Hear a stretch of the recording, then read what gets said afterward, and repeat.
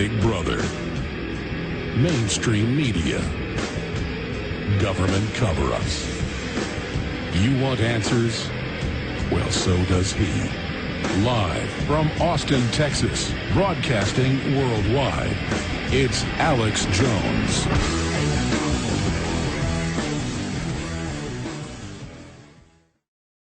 But joining us is Gerald Celente of trendsresearch.com to go over his 12 trends of 2012 coming up. Because you only got to a few of them, I'd like him to start over and go through those with us today, trendsresearch.com. Gerald, thanks for joining us today.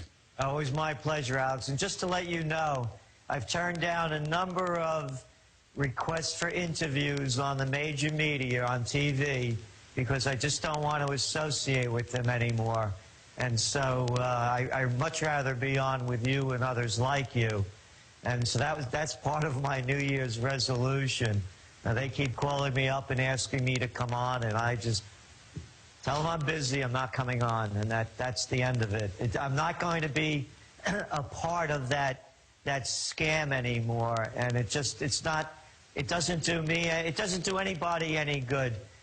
Even though it's very beneficial financially for me to do it, it's just not worth it. And I'd rather be on with you, who tells it like it is and makes it so clear and put your neck on the line, because this thing is going down, and there are very few people like yourself that are willing to really tell the truth about how bad it really is, and then people like myself who do trend forecasting to say how bad it's going to get. Well, yes, sir. And again, we appreciate you. People need to appreciate Ron Paul, yourself, myself, and others who are willing to state the obvious fact, because it's only going to make things worse if we don't face the hard facts. But I think you've hit on something central here, Gerald, and I'd like you to expand on this and then get into your trends for 2012 and the report that you're sharing with us here today. Looking at the so-called mainstream media, I am going to stop using that term in 2012 because, as you've coined, they're prostitutes, and they are bought and paid for, and their audiences are dwindling because people are becoming aware of this. And I think ostracizing them is something I do a lot now. When they call me occasionally to come on, I just don't even return their calls in many cases, because they really are a joke, and it's time that MSM label go away, and they really are prostitutes. That's all they are. And look at what happened with the National Defense Authorization Act. It barely got any coverage at all. And by the way, in this new Trends Journal, the one coming out, the top trends of 2012, as you well know, we're talking about safe havens.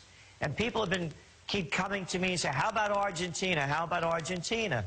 And I said, you know, I was down there about a year and a half ago, and it's not the right place. Anything could change at any time. And they have really a history of clamping down on people. But a lot of people are still going down there. Well, guess what they just came out with 2 days ago?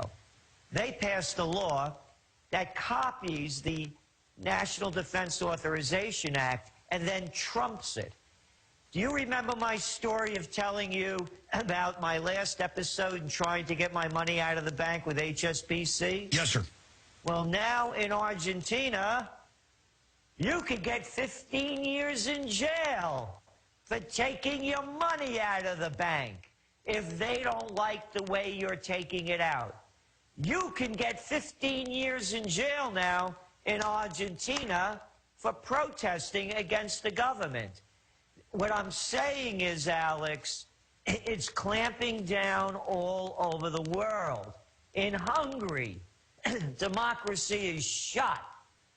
They have this government in there. In the last several weeks, they've been jamming through legislation that's cutting out other opposition media. It's putting clamps on people's dissent. It's going on worldwide.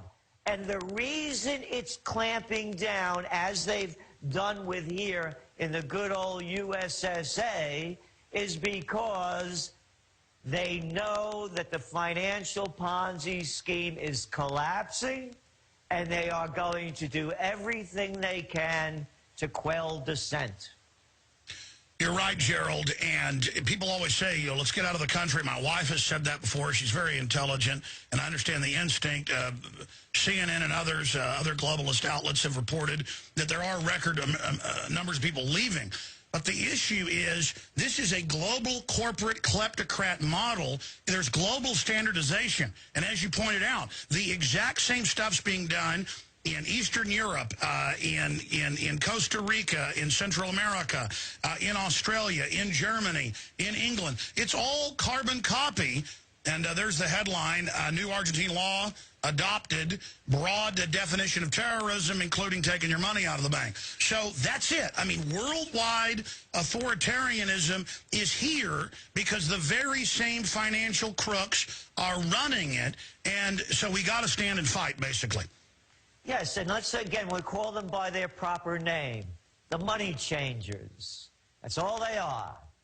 And as a matter of fact, there's another wonderful little article you should Google up on Bloomberg about how they call the people that dissent against the very greedy taking all the money. And remember that we have an income disparity here that rivals that of Iran and China, Zimbabwe. And I'm not making that up. That's according to the CIA fact book. And then fake conservatives spin it like, oh, well, that's free market. There's no reason people should be mad they're so poor. No, there's no reason all the jobs were shipped to China. There's no reason. Meanwhile, these guys are getting rich off corporate welfare, but you'll never hear the pimps posing as conservatives on radio who are attacking Ron Paul admit that to their audience. Right. So if you Google up this, you'll see that people like Jamie Dimon and this guy Marcus, who created Walmart, not Walmart, excuse me, Home Depot. Home Depot, Lowe's, aren't they wonderful? They put all of the people that used to own hardware stores out of business because they know how to do the big deals. He says that people like you and I or others that complain about this, do you know who we are? We're imbeciles. That's right. They create jobs. You have these jerks that are saying things in this article in Bloomberg that when they call us imbeciles, like this one guy, I think his name is Cooperman or something, a hedge fund guy, and he says, don't these people understand? We make it possible so they could stock the shelves with Christmas stuff. No, you don't. You're a hedge fund guy. You're a gambler.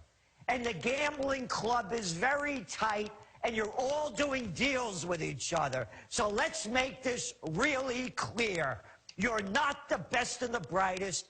You're high-stakes gamblers that'll screw your mother to make money because Mr. Cooperman or Mr. Marcus or Jamie Dimon, you're just like John Corzine, MF.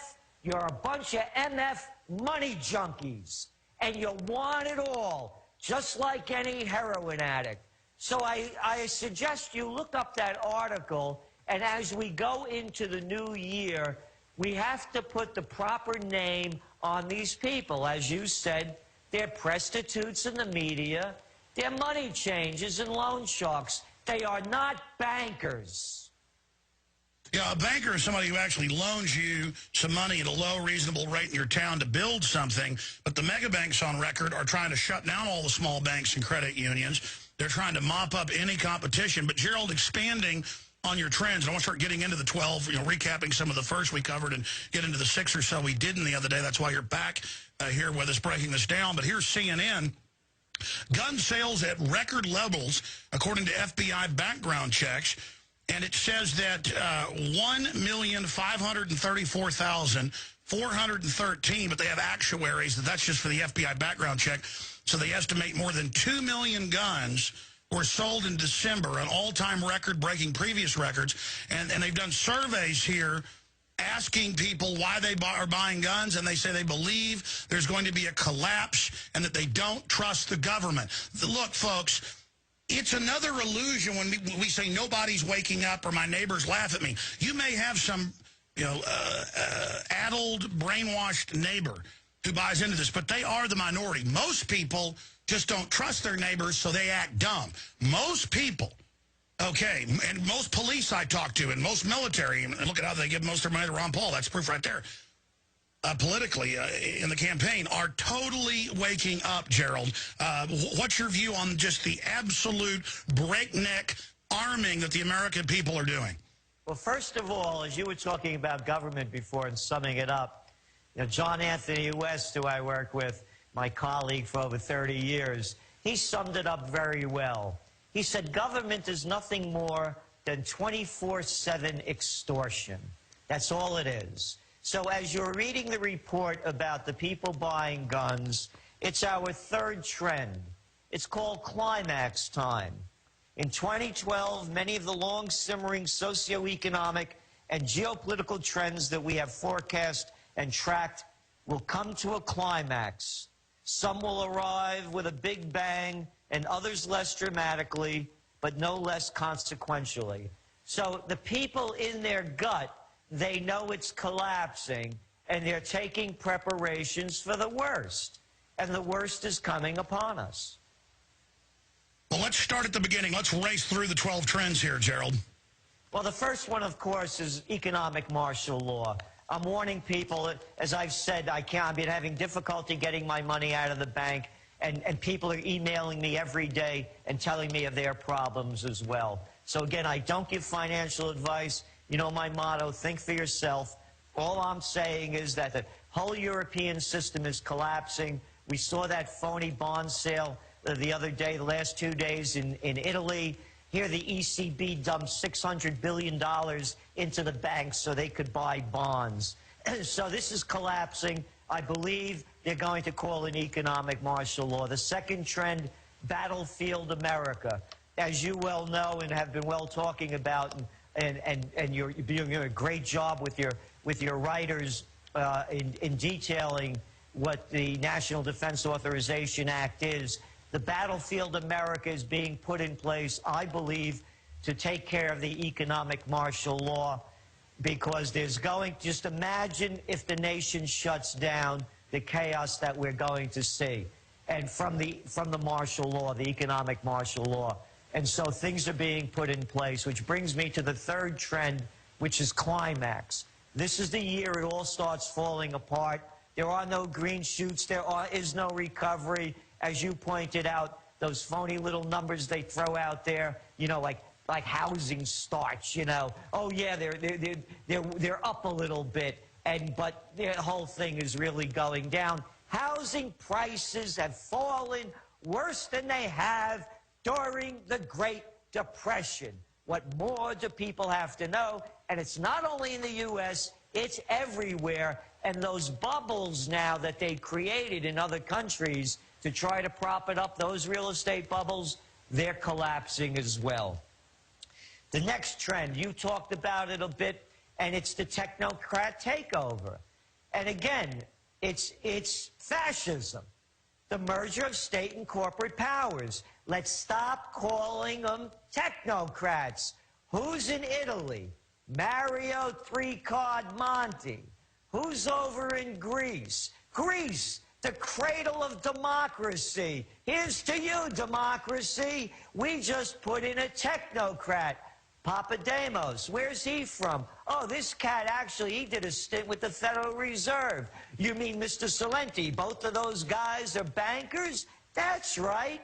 The money changers have taken over the temple in Athens, the temple in Rome, and of course the temple in Berlin, in Paris, the U.S., everywhere. It's not a technocratic takeover. It's the end of the for democracy that they've tried to tell us that we have, and it's fascism. Capisce? Let's call it what it is, Mario Monti. You should know. It's happening everywhere. You're right. Stay there. More trends straight ahead. Gerald Celente. We'll be right back.